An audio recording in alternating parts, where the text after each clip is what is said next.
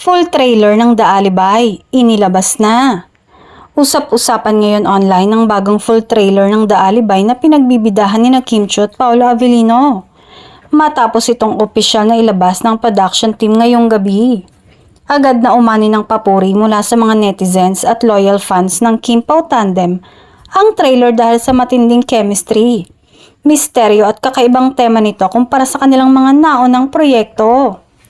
Marami ang nagsabing ibang-iba raw ang vibe ng The Alibay. Mas mature, intense at cinematic ang dating. Ipinakita sa trailer ang mga eksenang puno ng emosyon, suspense at mga revelasyong magpapatigil hinga sa mga manonood. Ayon sa mga komento online, ibang level na to, Kim at Paolo. Ang lupit ng chemistry kahit sa dramatic at dark scenes. Hindi ko in-expect na ganito kaganda. Parang pelikula ang quality. Bukod sa ganda ng cinematography at matinding performances, napansin din ng marami ang pag-evolve ng karakter ni Kim at Paolo.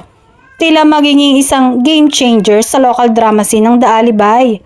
At marami nang nagsasabing ito na ang pinakamapangahas na proyekto ng Kim Pao Tandem.